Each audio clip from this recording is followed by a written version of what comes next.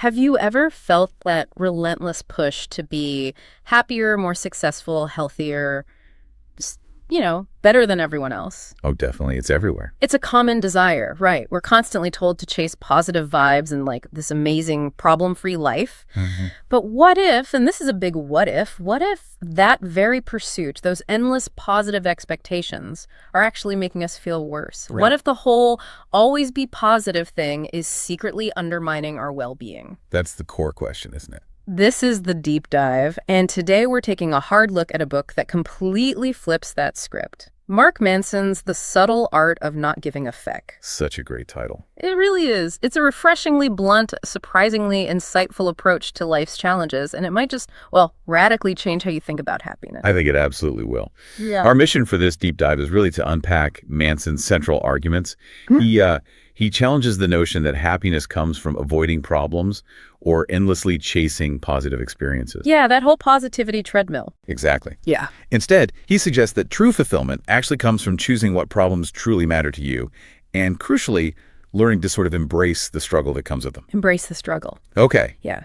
And the core concept here, not giving a fuck, isn't about apathy or indifference at all. It's more like a strategic prioritization of what you genuinely care about, what you are willing to suffer for. It's about being comfortable with being different, maybe even uncomfortable sometimes. Exactly. So this deep dive, it should feel like a shortcut to really grasping these profound insights.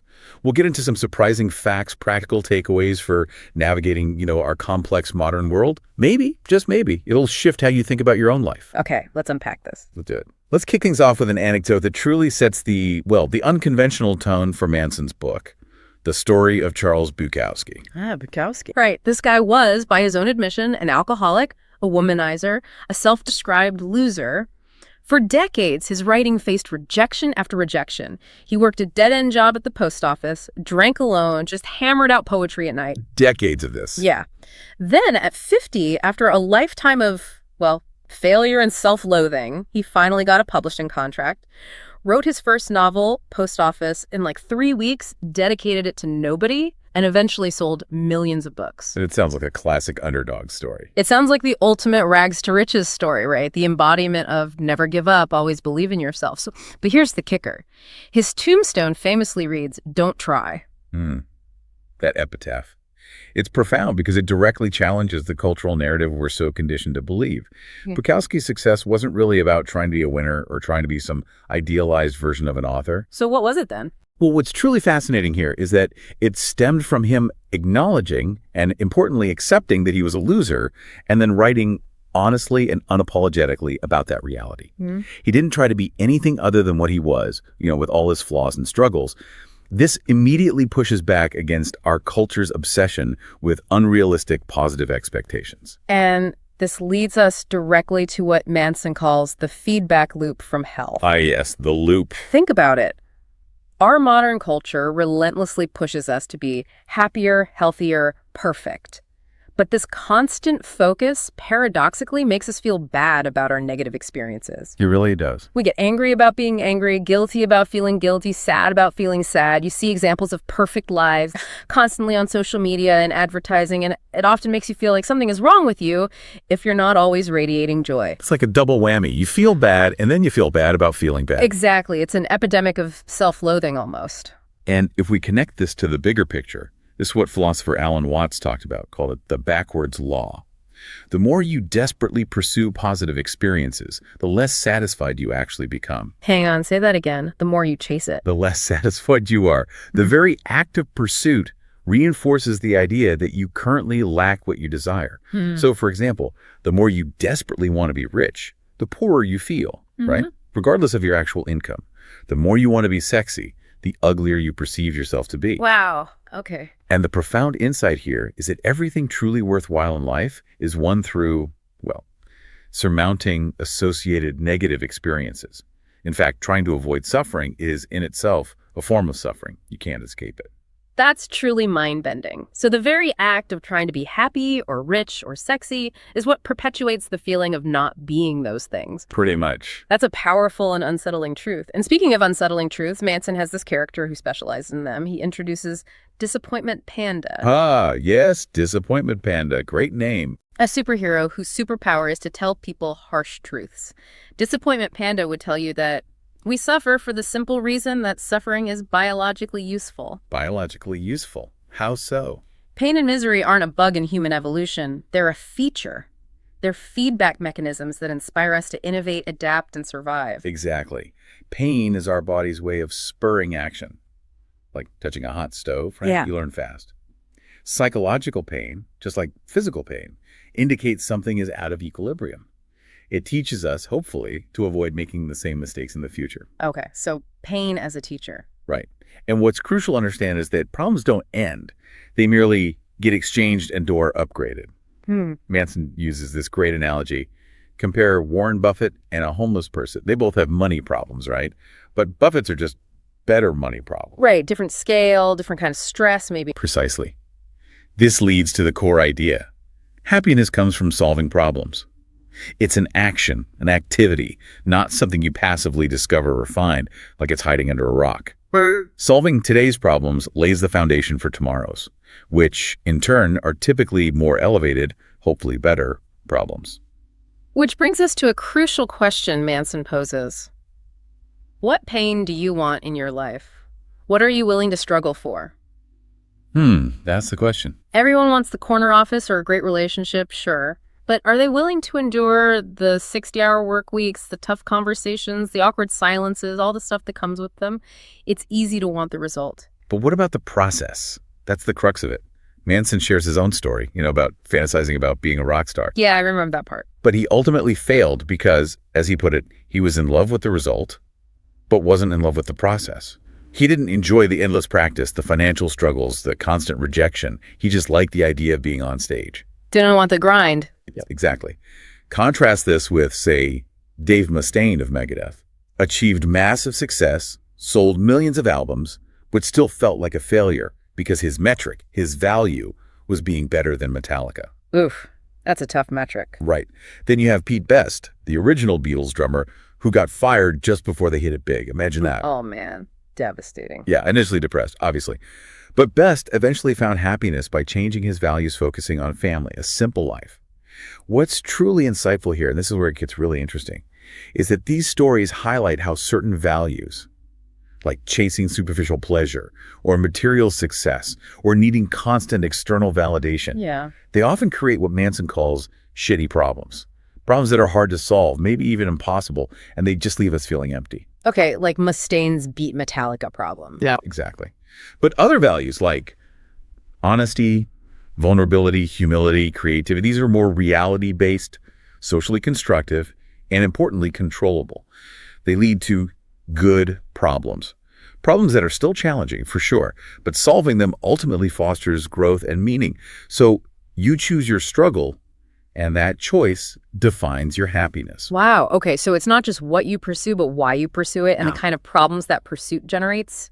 That's what defines your happiness. You got it. That's a profound distinction.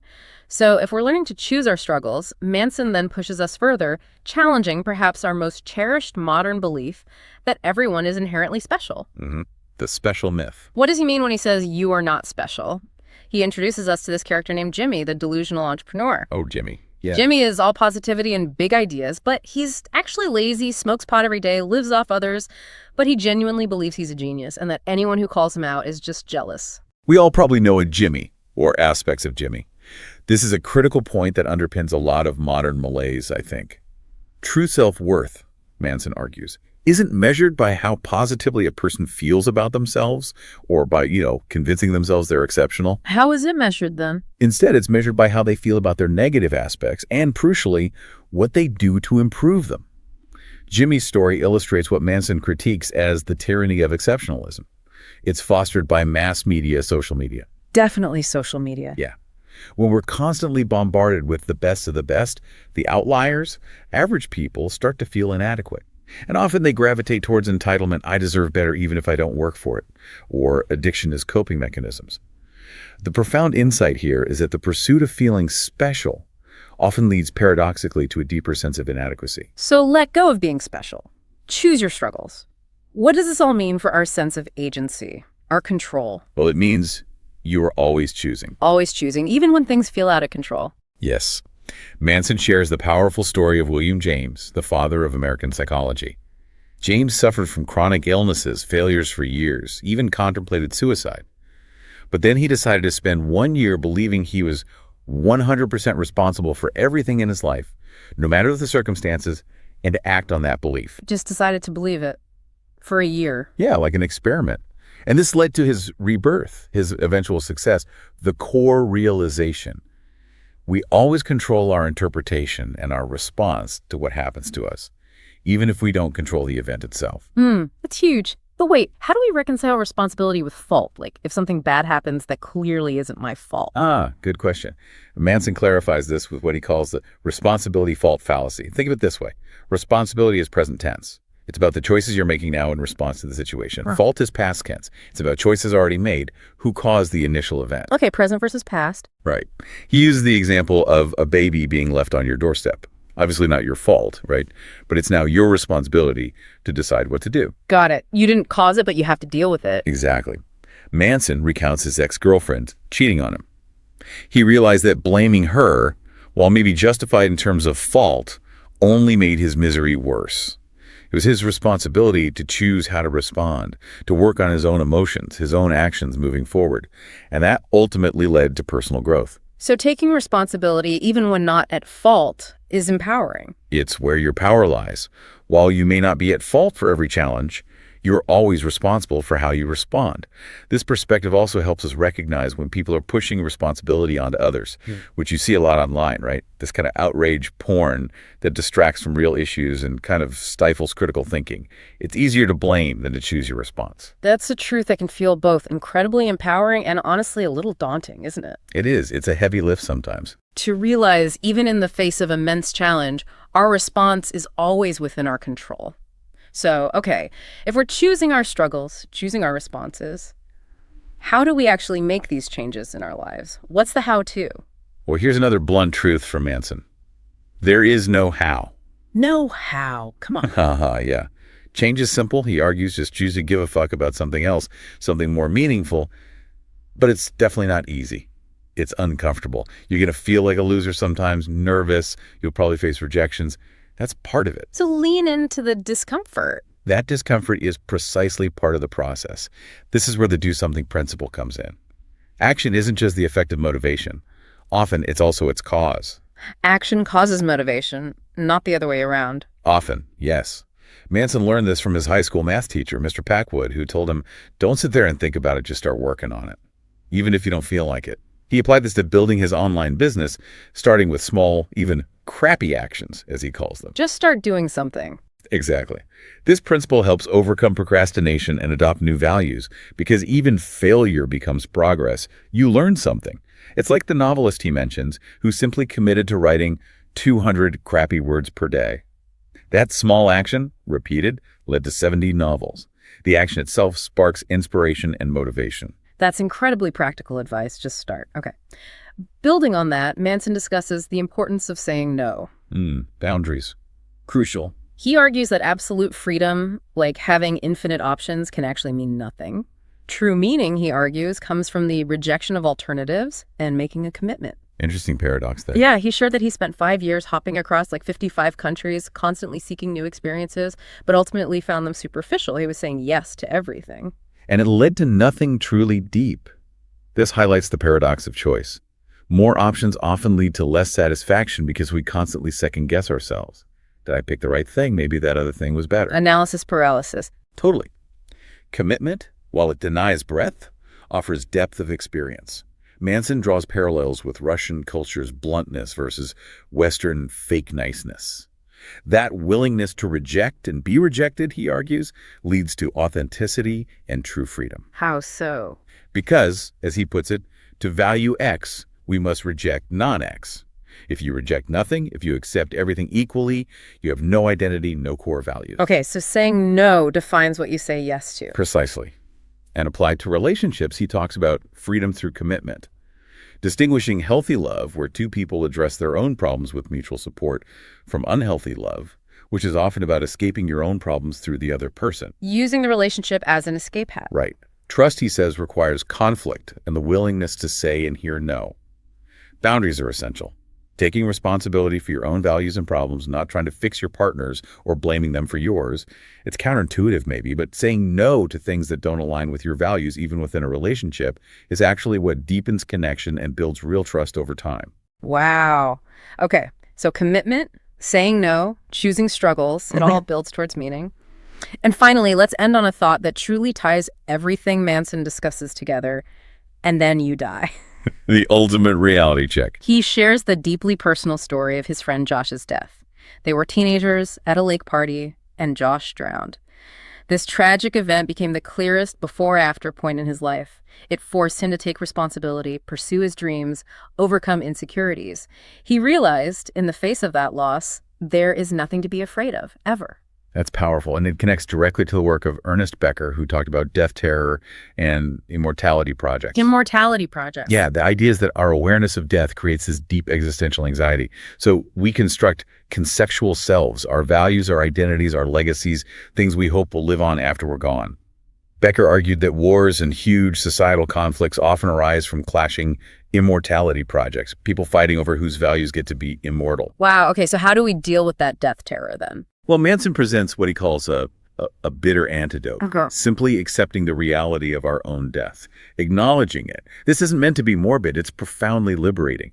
It frees us from frivolous ambitions, from chasing things that don't really matter in the grand scheme, and allows us to choose our values more authentically beyond this sort of illogical quest for immortality through external achievements or beliefs. So facing death makes life clearer. Exactly. What's truly illuminating here is that the more we're willing to peer into the darkness of mortality, the brighter life actually gets, the less unconscious resistance we feel towards living authentically now.